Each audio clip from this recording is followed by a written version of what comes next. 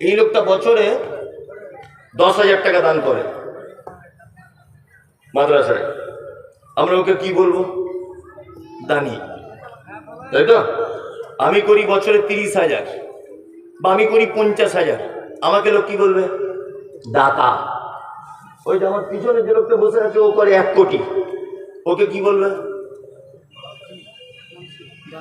দানবীর। কি বলবে? দানবীর। হাজী মোহাম্মদ মহসিনকে কি বলা হয়? দানবীর। তার মানে দানবীর মানে যার দান বেসুমার, তাই না? সবাই কিন্তু আমরা দান করেছি। এ 10,000, এই 50,000, তো 1 কোটি, তাই না? এ হলো দানি, আমি হলাম দাতা, ও হলো দানবীর। রহমান মানেও দয়া, রহিম মানেও দয়া, দুটোই দয়া, তাই না? তবে রহমান যে দয়াটা, এটা হচ্ছে বেসুমার দয়া, যার দয়ার কোনো শেষ নেই, কুল কিনারা নেই, ইনি হচ্ছেন রহমান। আর রহিম সীমাবদ্ধ কিছু নির্দিষ্ট মানুষের প্রতি যিনি দয়া করেন তিনি হচ্ছেন রহিম। আর রহিম ইয়াউমুল কিয়ামত খাসসাতান, কিয়ামতের দিনে খাস বিশেষ ব্যক্তিদের উপরে তিনি দয়া করবেন। আর রহিম রহমান আম্মাতান ফিদ দুনিয়া, একেবারে আম ভাবে দয়া করেন কে? আল্লাহ, তার নাম রহমান। সারা পৃথিবীতে যত মানুষকে সহযোগিতা করে, প্রত্যেক সহযোগিতার পিছনে স্বার্থ লুকিয়ে থাকে, তাই না? আপনাদের এলাকাতে কোন রাজনীতির দল চলে এটা আমি জানি না, আল্লাহর কসম আমি রাজনীতি করি না, বোঝানোর জন্য বলছি। আমি কংগ্রেসের এলাকার প্রধান। এখন ধরে নেন 10টা ঘর এসেছে। আচ্ছা বলুন তো, আমি সিপিএম এর লোককে দেবো, তৃণমূলের লোককে দেবো, না আমার দলের লোককে দিব? আমার দলের লোককেই দিব। কারণ আমি জানি আমার দলের লোককে দিলে ও ভোটটা তো আমায় দেবে, আরো 5 জনকে আনবে, তাই না? তার মানে আমি আমার দলের লোককেই দেব, তাই না? এবার আপনাকে একটা কথা জিজ্ঞেস করছি, আপনারা দেখেছেন সোশ্যাল মিডিয়ার মাধ্যমে কি দেখতে পাচ্ছেন? যে ফিলিস্তিনের মাটিতে, ওই আপনার ফিলিস্তিনের মাটিতে ওই যে মসজিদে আকসাকে ধ্বংস করা হচ্ছে, করছে কারা? ইসরায়েলের ইহুদিরা, তাই না? মসজিদে আকসার উপরে বোমা হামলা চালাচ্ছে, মসজিদে আকসা দখল করার চক্রান্ত চালাচ্ছে, কত নিরীহ মা বোন বাপ ভাইকে অকাতরে হত্যা করে যাচ্ছে। সারা পৃথিবীর এত মুসলিম দেশ থাকার পরেও একটা দেশের মানুষ তাদের কান্না কেউ শুনতে পাচ্ছে না, কেউ শুনছে না তাদের আর্তনাদ। বলুন তো দেখি, অক্সিজেন দেয় কে? আল্লাহ। খেতে দেয় কে? আল্লাহ। আল্লাহ যদি ইচ্ছা করে তাহলে ইসরায়েলের ইহুদিদেরকে খাদ্যতত্ত্ব বন্ধ করে দিতে পারে, যে তোরা আমার মসজিদ ভেঙে দিচ্ছিস, মুসলমানদেরকে মারছিস, তোদের সব বয়কট করে দিলাম। এটা পারে কি পারে না? পারে। আল্লাহ তাআলা বলছে আমার নাম রহমান। পৃথিবীতে বেঈমান, বিশ্বাসঘাতক, আল্লাহদ্রোহী, মসজিদ মাদ্রাসার দুশমন, আমি কাউকে আমার দয়া থেকে বঞ্চিত করব না। সবাই আমার দয়া পেয়ে যাবে, কিন্তু কিয়ামতের দিনে বিশেষ মানুষদের উপরে দয়া করা হবে। ওই জন্য যখনই আপনার কাছে বিনীত অনুরোধ, ফরজ নামাজের পরে বা যখন আপনি একা একা যখন দোয়া করবেন হাত তুলে, এই দোয়াটা অবশ্যই বলবেন যে আল্লাহ কিয়ামতের দিনে আমার উপরে একটু দয়া করো।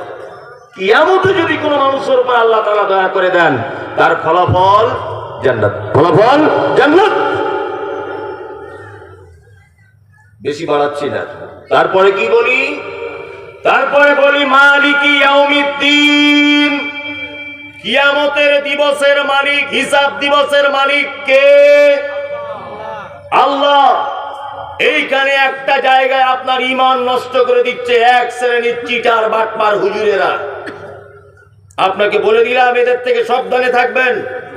কি সাবধানে এই কারণে থাকতে বলছি, জলসার স্টেজে বড় একটা পাগড়ি ছুড়ে দিয়ে বলছে সবাই পাগড়িতে ধরুন, কিয়ামতের দিন বেঁচে যাবেন।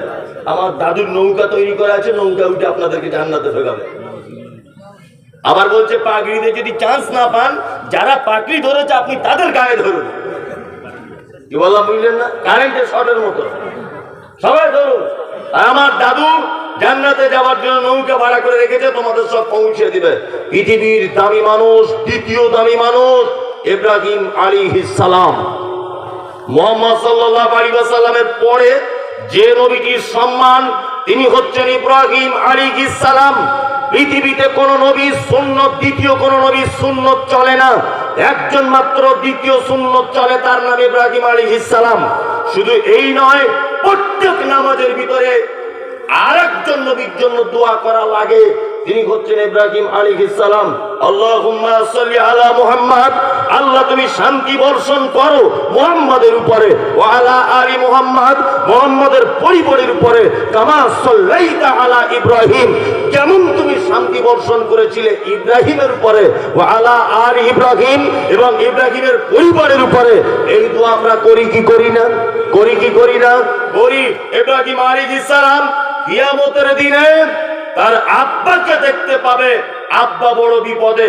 ইব্রাহিম আলাইহিস সালাম নিজ পিতার কাছে গিয়ে বলবেন, আব্বা তোমাকে কি আমি বলিনি যে তুমি আমার দ্বীন কবুল করো? তখন ইব্রাহিম আলাইহিস সালাম আব্বা বলবে, ঠিক আছে বাবা, আমি এখন তোর কথা মেনে নিলাম, আমি তোর দ্বীন কবুল করব।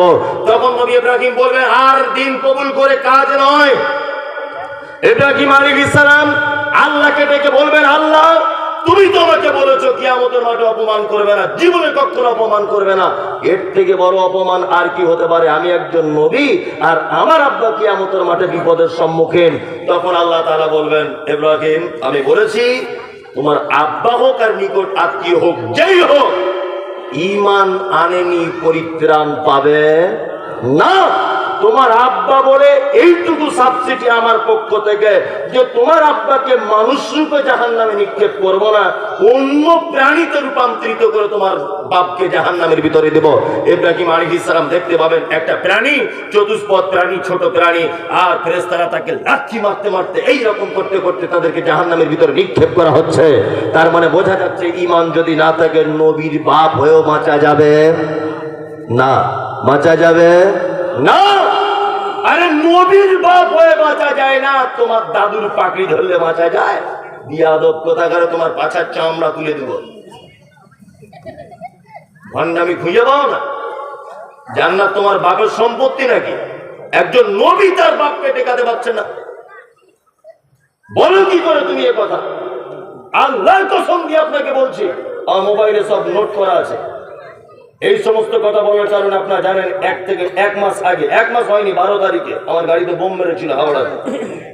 এত বড় বিশ্বাসঘাতকেরা বোম মেরেছে গাড়িতে, ভাবতে পারেন আপনি? সমস্ত তথ্য আমার গাড়িতে, বইপত্র এবং আমার মোবাইলের ভিতরে নোট করা আছে।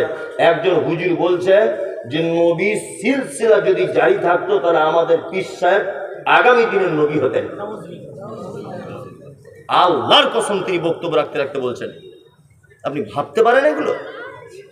এদের আকীদা মানহাজ কেমন? এক শ্রেণীর মানুষ, তাদের মাথায় এয়ারপোর্ট গোবর ভরা আছে, তারা এদের পিছন পিছন ঘুরছে, খুব পিছন পিছন ঘুরছে এদের। সাবধান, কিয়ামতের দিনের একচ্ছত্র মালিকানার দায়িত্ব কে? কে? আল্লাহ সুবহানাহু ওয়া তাআলা। কিয়ামত এটা মুখে বলি, কিয়ামত কেমন হবে জানেন তো? জানেন? চুপচাপ মেরে বসুন, 1 মিনিট যেমন নীরবতা পালন করে তেমন করে বসুন। আপনাকে কিয়ামতটা আমি দেখাচ্ছি সচক্ষে। যদি বলছেন এখনো তো হয়নি, আমি একদম আমাকে হওয়ার মতো আপনাকে দেখাচ্ছি। তুরস্কের মাটিতে কিছুদিন আগে একটা ভূমিকম্প হয়েছিল। এই ভূমিকম্পটা হয়েছে এইভাবে কাঁপতে কাঁপতে, বিজ্ঞানীরা বলছে যে মাটি থেকে 8000 ফুট নিচেই মূল ভূমিকম্পটার উৎপত্তি। 8000 ফুট নিচে। এটা আমি আনন্দবাজার পত্রিকা প্রত্যেকদিন পড়ি, ওই পেপার থেকে পড়ে বলছি যে মাটি থেকে 8000 ফুট নিচে মূল ভূমিকম্পটার উৎপত্তি।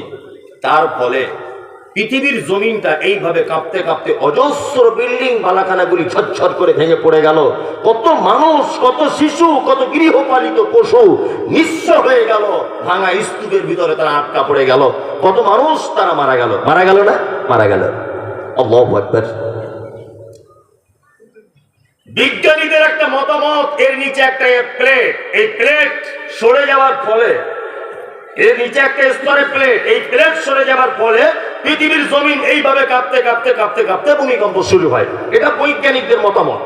যাই হোক, এটা পৃথিবীর ভূমিকম্প। কিয়ামতের দিনের ভূমিকম্প কেমন? আল্লাহ তাআলা বলছেন ইযা যুলজিলাতিল আরযু জিলজালাহা ওয়া আখরাজাতিল আরযু আসকালাহা।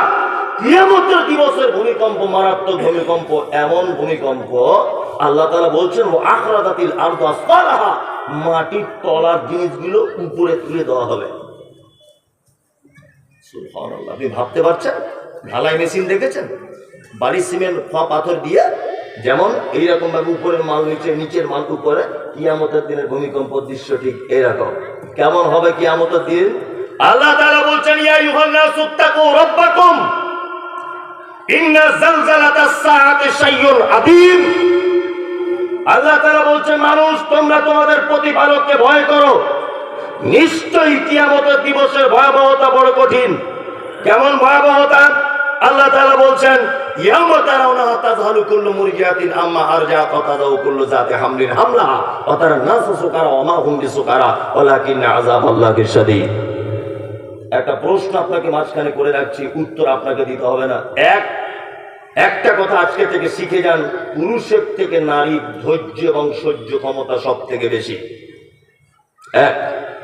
চিকিৎসা বিজ্ঞানীরা বলছেন যে নারী নরমালে বাচ্চা দিতে গিয়ে যে কষ্টটা সহ্য করে, এই কষ্ট যদি কোনো পুরুষের হতো তাহলে শতকরায় 80% পুরুষ এক পর্যায়ে শেষ মারা যেত। এটা নারীর পক্ষে সম্ভব। আমি যদি এখন এই লোকটাকে একটা ঘুষি মারি এইভাবে, আমার ঘুষির ওজন যদি 50 ডিগ্রি সেলসিয়াস পর্যন্ত যদি হয় তাহলে এই লোকটা বাঁচবে। আমার ঘুষির ওজন যদি 52-53 ডিগ্রি সেলসিয়াস হয়ে যায় তাহলে এক পর্যায়ে মারা যাবে। চিকিৎসা বিজ্ঞানীরা বলছেন পুরুষ মানুষ 50 ডিগ্রি পর্যন্ত ক্ষমতা সহ্য করতে পারে, কিন্তু একজন নারী 56 ডিগ্রি ক্ষমতা পর্যন্ত সহ্য করতে পারে। 56 সহ্য করতে পারে। বাচ্চা হওয়ার যে কষ্টটা, এটা 56 ডিগ্রি সেলসিয়াস। এটা যদি কোনো পুরুষের হতো পুরুষ মারা যেত, বাস্তব। সব থেকে ধৈর্য সহ্য ক্ষমতা বেশি। আল্লাহ তাআলা বলছেন কিয়ামতের দিনে ইয়াউমা তারাউনাহা তাযহালু কুল্লু মুরজিআতিন আম্মা আরজাআত ওয়া তাযাউ কুল্লু যাতি হামলিন হামলাহা। একটা বাচ্চা মায়ের লজ্জাস্থান দিয়ে পড়ে যাবে নিচেতে, মা বুঝতে পারবে না যে বাচ্চাটা কিভাবে বার হলো। সুবহানাল্লাহ। এর নাম কিয়ামতের মাঠ। 2, দুগ্ধদানকারিণী মাকে দেখতে পাওয়া যাবে, তার বাচ্চাকে সেদিন মা দুধ পান করাতে ভুলে যাবে। 3, মানুষগুলিকে দেখতে পাওয়া যাবে সব মদ পান করেছে, মাতালের মতো করে ঘুরছে। আল্লাহ বলছেন ওমা হুম বিসুকারা, একজনও তারা মদ পান করেনি, ওয়ালাকিন্না আযাবাল্লাহি শাদীদ, শুধু আমার কঠিন আযাবের ভয়ে তারা থর করে কাঁপছে কিয়ামতের মাঠে। এর নাম কিয়ামতের মাঠ। আল্লাহ তাআলা বলছেন মালিক ইয়াউমিদ্দিন, এই দিনের মালিক হচ্ছে কে? কে? আল্লাহ। তারপরে বলছেন ইয়াকা না'বুদু, আল্লাহ বলছেন আমরা তারপরে বলি ইয়াকা না'বুদু, তোমারই ইবাদত করি, ওয়া ইয়াকা নাস্তাঈন, তোমারই কাছে সাহায্য চাই। ইবাদত কার জন্য? আল্লাহ। সাহায্য আল্লাহর কাছে চাইতে হবে। আল্লাহ ছাড়া কারো কাছে সাহায্য চাওয়া যাবে না। আমি শিক্ষা দেওয়ার জন্য অনেক কথা বলি যাতে মানুষ বুঝতে পারে। মুম্বাই হাজি আলিতে যারা গেছেন তারা খুব ভালো জানেন। গেছেন কেউ? অনেকজনাই গেছেন। মুম্বাই হাজি আলিতে ঢুকলেই আল্লাহর কসম আমি নিজে থেকে এসেছি 3-4 বার, এখনো ভিডিও করা আছে আমার, দেখতে পারেন সোশ্যাল মিডিয়াতে ঘেটে।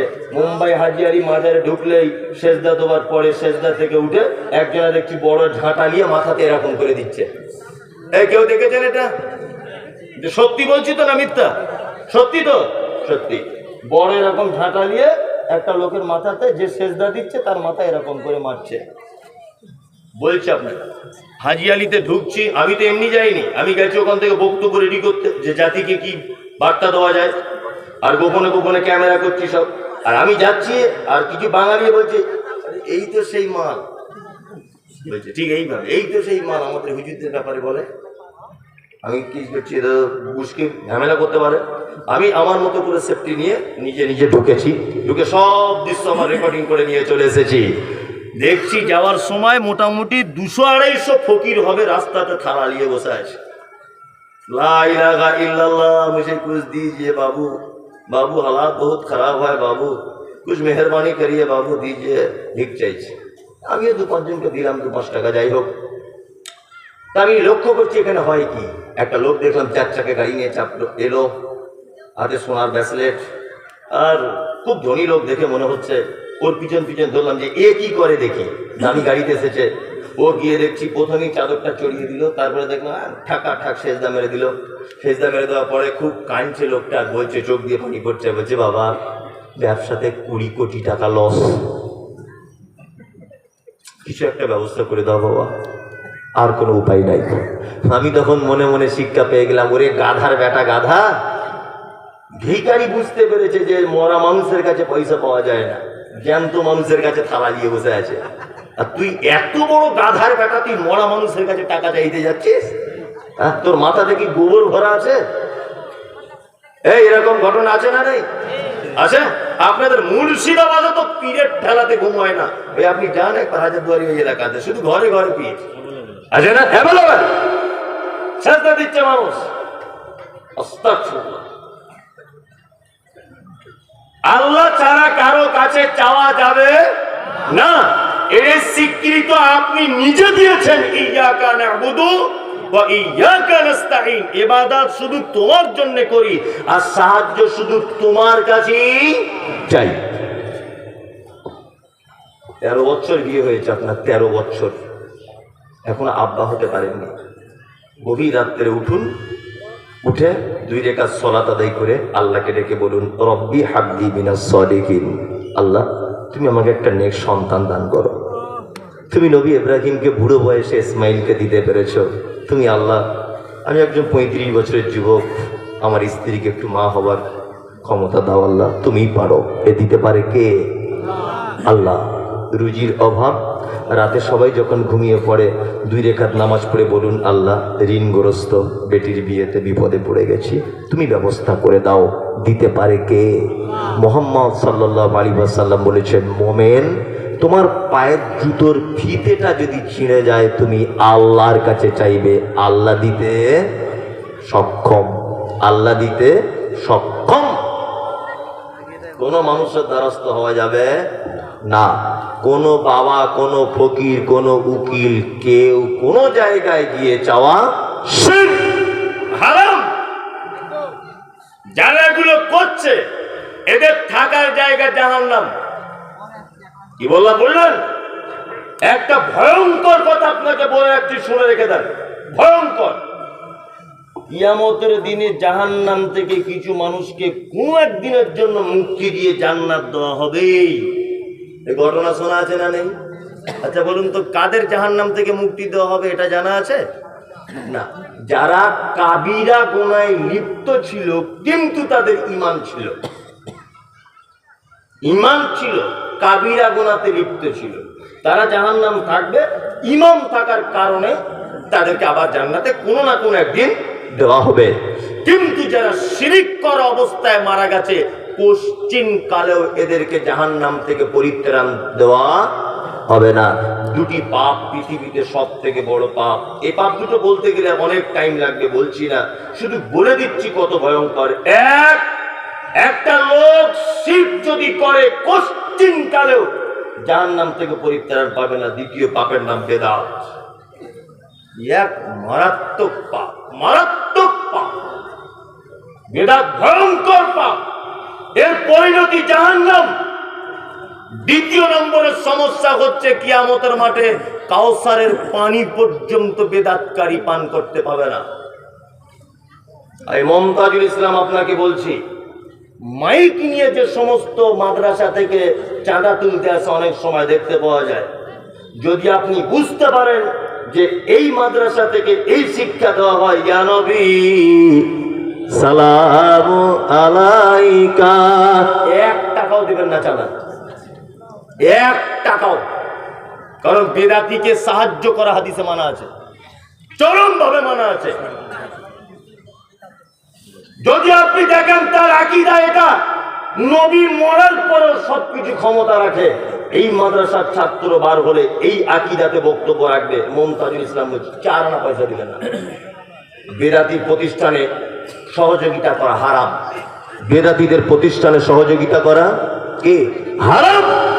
আজকে জাতির সামনে এটা লজ্জা সহকারে বলছি, এই পশ্চিম বাংলার মাটিতে বড় বড় আহলে হাদিস মাদ্রাসা তো দেখছি ইদানিং বেদাতি বক্তাদেরকে প্রধান বক্তা হিসেবে আনছে, পিছনে সাইকুল হাদিসেরা বসে আছে। সোশ্যাল মিডিয়াতে শুধু ভাইরাল বলে তাকে প্রধান বক্তা করে আনছে, অথচ তার আকীদা, তার মানহাজ একটাও ঠিক নাই।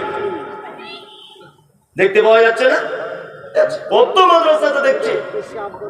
যারা এদেশের মাটিতে সর্বপ্রথম ফতোয়া দিয়েছে ডাক্তার জাকির নায়েক কাফের,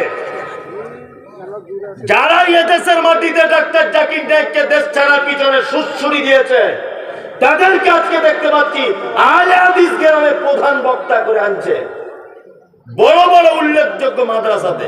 এগুলো লজ্জা ছাড়া আর কিছু নাই। কি বলছি বুঝতে পারছেন না?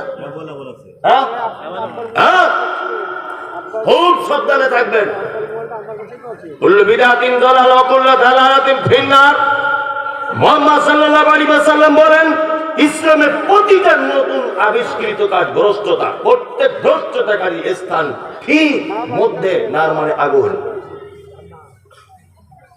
এখন তো সোশ্যাল মিডিয়াতে আমাকে তো সহ্য করতেই পারে না, শুধুই বলে মমতাজুল ইসলামের জন্মের ঠিক নেই, ওই নবীকে বড় ভাই বলে। আমি জীবনে নবীকে বড় ভাই বলেছি কথা? আসলে ওটা না, ঘটনা হচ্ছে এই যে বেদাত করে করে এমন হয়ে গেছে ওদের সফটওয়্যার আর সহিহ হাদিস অ্যাকসেপ্ট করে না, এমন করে বক্তব্য রাখে মনে হচ্ছে যে বেদাতের বিজ্ঞানী। কি বললাম বুঝলেন তো? বেদাতের বিজ্ঞানী, মহাপণ্ডিত। নাম দিয়েছে আহলুস সুন্নাত ওয়াল জামাত। বিয়াদব, আহলুস সুন্নাত ওয়াল জামাত এই নাম দেওয়ার পরেও তুমি এখনো দাঁড়িয়ে কিয়াম করো। এই আহলুস সুন্নাত ওয়াল জামাত এইটা বলার পরেও তুমি এখনো পর্যন্ত বলো যে মেয়েদের মসজিদে নামাজ পড়া হারাম। তুমি এখনই ফতোয়া দাও, এই নামের আগে মুফতি টাইটেল দাও। বলছে 30 বছর বোখারি পড়াচ্ছি, তুমি 30 বছর বোখারিতে এখনো রাফলিয়া দেয়নি, হাদিস খুঁজে পাও না। কিছুদিন আগে আপনাদের মুর্শিদাবাদের এক গোপাল ভাঁড় বড় পাগড়ি রেখে বক্তব্য রাখে, বয়স্ক, খুব হুজুর, বড় হুজুর। ও লিস্ট করে বলছে মমতাজুল ইসলাম এর বক্তব্য হারাম, শাহিনুর এর বক্তব্য না যায়, বেরাদার রাহুল একদম হারাম মানে সাংঘাতিক হারাম, আব্দুল রাজ্জাক বিন ইউসুফ বিন কাজ্জাব একেবারে হারাম, মুজাফফর বিন ইউসুফ একেবারে হারাম। তোমার বাপেরটা শোনা যাবে? আর কারো শোনা যাবে না? বেরাদার রাহুলের শোনা যাবে না কেন? না ও মাদ্রাসায় পড়েনি। তাই বেরাদার রাহুল মাদ্রাসায় পড়েনি, ঠিক আছে, এ কথা সত্য, আমি মেনেই নিলাম সে মাদ্রাসায় পড়েনি, সে জেনারেল শিক্ষিত একটা ছেলে। তোমার হুজুর এখনো 30 বছর বোখারি পড়িয়ে জোরে আমিন বলার হাদিস পায় না। তোমার হুজুর মুফতি সাহেব 30 বছর বোখারি পড়ানোর পরে পায়ে পা এইভাবে লাগাতে হবে, হাদিস খুঁজে পায় না। তোমার হুজুর 30 বছর বক্তব্য তোমার পড়া রাফলিয়া দেয়নি, হাদিস খুঁজে পায় না। হ্যাঁ, তোমার হুজুরের থেকে বেরাদার রাহুলের মর্যাদা অনেক বেশি, কারণ সে জেনারেল শিক্ষিত ছেলে হয়েও সঠিক দিনটা বুঝতে পেরেছে এবং জাতির সামনে প্রকাশ করছে। তোমার থেকে অনেক দাম আছে। আসলে ঘটনা কি, আমি মাঝে সাঝে একটা গল্প বলি, বুঝলেন তো, বললে মানুষ খুব হাসে, কিন্তু হাসি এতে অনেক জ্ঞান আছে। একটা মেথর আর একটা আতরওয়ালা, দুজনে হেঁটে হেঁটে পাশাপাশি যাচ্ছে। আতরওয়ালা আতর ফেরি করে বিক্রি করে মসজিদে মসজিদে, আর মেথর লোকের ঘরে পায়খানা পরিষ্কার করে। দুজনে গল্প করতে করতে যাচ্ছে। তা বলছে, ভাই তোমার আজ কাজ বাজ কেমন হলো? বলছে, আলহামদুলিল্লাহ, দুটো পরিষ্কার করেছি আজকে, 2400 হয়েছে। আতরওয়ালাকে বলছে, ভাই তোমার কি হলো? বলছে, দুটো জান্নাতুল ফেরদৌস বিক্রি করেছি, 10 টাকা করে, 20 টাকা হয়েছে। গল্প করছে আর কি, তোমার কটা ছেলে মেয়ে, এরকম গল্প করছে। তা আতরওয়ালাটা বলছে, এতক্ষণ যখন গল্প করতে করতে এলাম, তাহলে একটু আতর ওর গায়ে লাগিয়ে দিই। নিয়ে ও এখন আতর ফটাম করে বার করে জান্নাতুল ফেরদৌসের গায়ে লাগিয়ে দিয়েছে। নিয়ে ও এরকম টেনি অজ্ঞান হয়ে গেছে। আতরওয়ালা কি করে ছিলাম ভালো, এই মেথরের গায়ে আতর লাগিয়ে তাছাড়া অজ্ঞান হয়ে গেল কেন? আশ্চর্য ব্যাপার। নিয়ে এখন এই লোক বিপদে পড়ে এখন টোটো ধরে হসপিটালে নিয়ে গেছে। ডাক্তার তো জ্ঞানী মানুষ, ডাক্তার বলছে, হয়েছে কি? আতরওয়ালা বলছে, ডাক্তারবাবু এই ঘটনা, লোকটা মেথরের কাজ করে, একসঙ্গে গল্প করতে করতে আসছিলাম, আমিও ব্যবসাদার, ও একটা অন্য কাজ করে, ওর হাতে একটু জান্নাতুল ফেরদৌস আতর লাগিয়ে দেওয়ার কারণে অজ্ঞান হয়ে গেছে। ডাক্তার তখন বলছে, আরে মশাই, আপনি এক বোকা লোক, ও জন্ম থেকে লোকের গু শুনে শুনে আসছে, আর আপনি এখন আতর দিয়েছেন বলি অজ্ঞান হয়ে গেছে। একে যদি আপনি ভালো যদি করতে চান, পৃথিবীর কোনো মেডিসিনে ভালো হবে না। হসপিটালে ওই যে বাথরুমগুলো থেকে কাঁচা পায়খানা কোনো বাচ্চা ছেলের বা কারুর যদি থাকে, একটু ডাস্টবিন থেকে তুলে এনে নাকে লাগিয়ে দেন, দেখবেন সুস্থ হয়ে যাবে। বললাম বুঝলেন, আতুরালা কাঁচা পায়খানা লাগিয়ে দিয়েছে, রুগী পুরো সুস্থ। তার মানে এক শ্রেণী হুজুর তারা বেদাত করতে করতে করতে করতে এমন একটা পর্যায়ে চলে গেছে যে মক্কাতে হজ করতে গিয়েছে, বেদাত খুঁজে পায় না বলে হোটেল ভাড়া করে দেখছি বলছে, ইয়া নবী সালাম আলাইকা। মনে মনে বলছি তুই এটা বাইরে কর, তোর পাছার চামড়া তুলে দিবে, বাইরে করে দেখ। এই দেখেছেন সোশ্যাল মিডিয়াতে, ও হজ করতে গিয়ে ওখানে বেদাত খুঁজে পাচ্ছে না। তো বেদাত খুঁজে পাচ্ছে না, বেদাত করে করে অভ্যাস। তো বিড়ি সিগারেট খায় যেমন নেশা, তো বেদাতের নেশা আছে। ওইখানে গিয়ে হোটেল ভাড়া করে গিয়ে আমি সালাম আলাইকুম।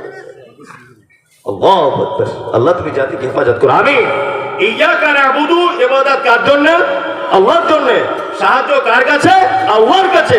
আল্লাহ ছাড়া কারো কাছে সাহায্য চাওয়া শিরক। বললাম বুঝলেন?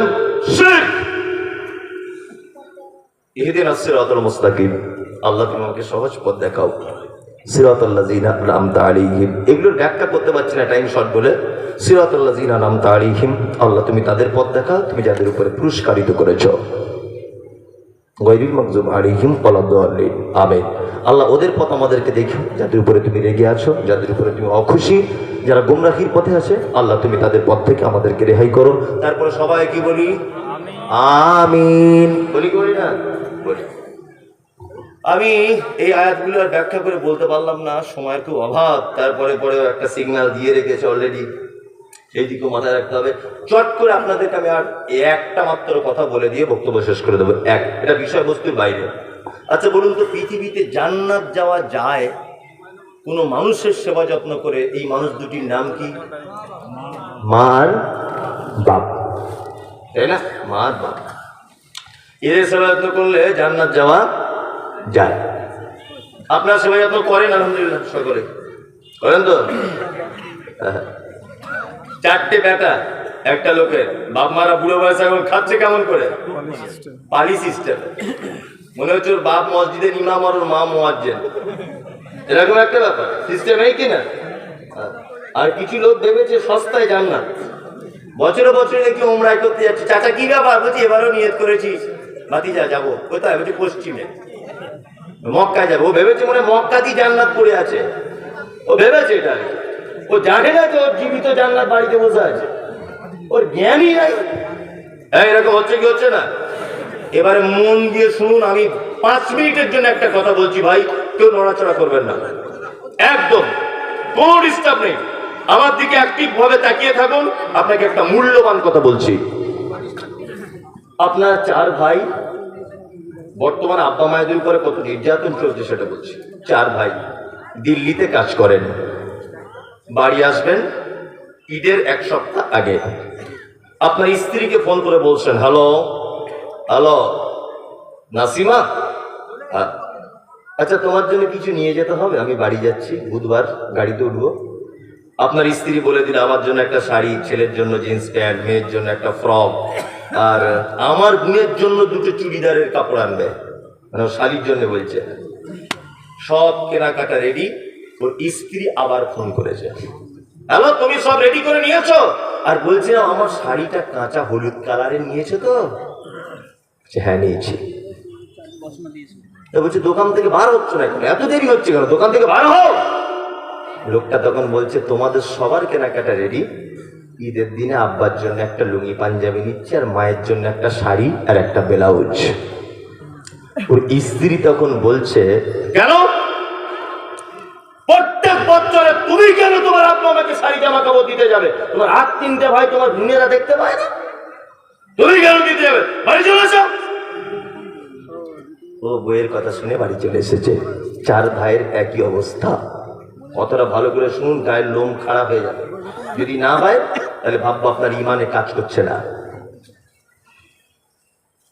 ঈদের দিনে মসজিদে তাকবীর হচ্ছে সকালে, আল্লাহু আকবার আল্লাহু আকবার, লা ইলাহা ইল্লাল্লাহ আল্লাহু আকবার, আল্লাহু আকবার, ওয়ালিল্লাহিল হামদ। হয় না ঈদের দিনে? হচ্ছে। সবাই নতুন জামা কাপড় পরে ঈদগাহে চলে গেল। তোমার মায়ের বয়স 85 বছর।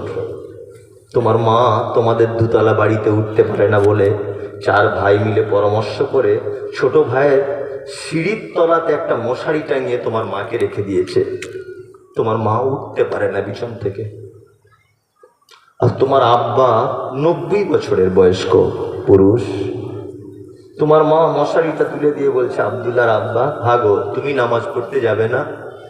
বলছে, নামাজ পড়তে তো যেতে মন করে, কি পড়ে যাব, কি করি বা কলটা টেনে গোসল করব, পারছি না। আপনার মা তখন কোনো রকম এদিক ওদিক করে হিঁচড়ে কুচড়ে উঠে ওই বাক্সর ভিতরে গত বছরকার পুরাতন একটা পাঞ্জাবি ছিল, আপনার আব্বার গায়ে পরিয়ে দিয়ে বলল, কোনো রকম এদিক ওদিক করে একটু অন্তত বছরে একটা দিন ঈদগাহে যাও। তোমার আব্বা লাঠি নিয়ে আস্তে আস্তে আস্তে আস্তে করে ঈদগাহ পর্যন্ত পৌঁছে নামাজ পড়ে নিল। সবাই বাড়ি চলে এসেছে।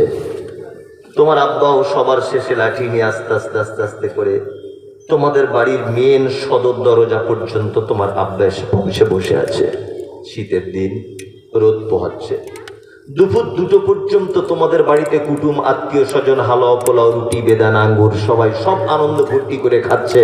তোমার আব্বা কিন্তু 2টো পর্যন্ত মেন গেটের সামনে বসেই আছে। 4 জন বৌমা একবারও খোঁজ নিল না। তোমার মা পেচ্ছাপ করেছিল বিছানাতে, ওই অবস্থায় 2টো পর্যন্ত শুয়ে আছে। ঈদের দিনে পরিষ্কার করার জন্য 4 বেটা বৌমা কেউ গেল না। কেন? আজকে একটা ঈদের দিনে তোমার আব্বা মায়ের প্রতি এই অত্যাচার কেন? হ্যাঁ, তোমার মায়ের যে পৃথিবীর সব থেকে বড় অপরাধিনী, তোমার আব্বা হচ্ছে পৃথিবীর সব থেকে বড় অপরাধী। অপরাধিনী আর অপরাধের 2টো দিক আপনাদের সামনে তুলে ধরি। এক, তোমার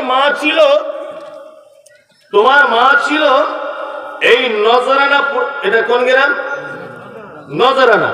এই নজরানা গ্রামের একজন পর্দাশীল মহিলা।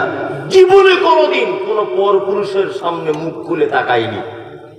কিন্তু তোমার মায়ের জীবনের 1 নম্বরের অপরাধ হলো এটা, যে মা জীবনে কোনো পরপুরুষকে মুখ দেখায়নি, তোমার মতো অপদার্থ ছেলেকে জন্ম দিতে গিয়ে বহরমপুর হাসপাতালে পরপুরুষের সামনে সায়া ব্লাউজ খুলে উলঙ্গ হয়ে লজ্জাস্থান দেখিয়ে দিয়েছিল, শুধু তোমাকে পৃথিবীতে আনার কারণে।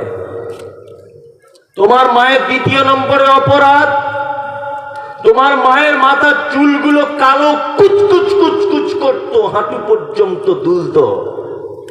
তোমার মতো অপদার্থ ছেলেকে জন্ম দিতে গিয়ে কালো কুচকুচে চুলগুলো লাল রক্তে জমাট বেঁধে গিয়েছিল। এটা তোমার মায়ের 2য় অপরাধ। তোমার মায়ের 3 নম্বরের অপরাধ, তোমার মা জীবনে কোনোদিন গায়ে ইনজেকশন দিতে পারত না। এত ভীতু নারী। তুমি যদি পেটের ভিতরে ছিলে, ডেলিভারি টাইম হয়েছে, পেটে যন্ত্রণা শুরু হয়েছে, ডাক্তার বাবুর কাছে তোমার মা গেছে, ডাক্তার বলছে বাচ্চা এইভাবে থাকার কথা, এইভাবে লেগেছে পেটের ভিতরে, এখন এই মুহূর্তে বাচ্চা নাও বাঁচতে পারে। তখন তোমার মা ডাক্তারের পায়ে জড়িয়ে ধরে বলেছিল, ডাক্তার বাবু, ধারালো ছুরি যদি থাকে আমার পেট কেটে আমার সোনার মুখটা একবার যদি দেখি, আমি সব কষ্ট ভুলে যাব। জ্যান্ত মানুষের ধারালো ছুরি দিয়ে তোমার মায়ের পেট ক্যাচ করে কেটে দিয়ে তোমাকে পৃথিবীর আলো দেখানো হয়েছিল। আজও সেই যে মোটা সুতো আর সূচ দিয়ে সেলাই করা 85 বছর বয়সে তোমার মা মশারির ভিতরে তার ব্যথা অনুভব করে। তোমার মা মানে তুমি কে জানো? চিকিৎসা বিজ্ঞানীরা বলেছে প্রত্যেকদিন একটা বাচ্চাকে তার মা 8 বার করে দুধ পান করে, একবারে 250 গ্রাম করে দুধ পান করে। কোরআনের ভাষাতে 2 বছর অর্থাৎ 30 মাস দুধ পান করাতে হয়। 50 টাকা যদি দুধের কেজি হয়, তাহলে হিসাব অনুযায়ী একটা বাচ্চা তার মায়ের 90,000 টাকা দুধ পান করে। তোমার মায়ের এটা অপরাধ যে তোমার মতো বদমাইশ ছেলেকে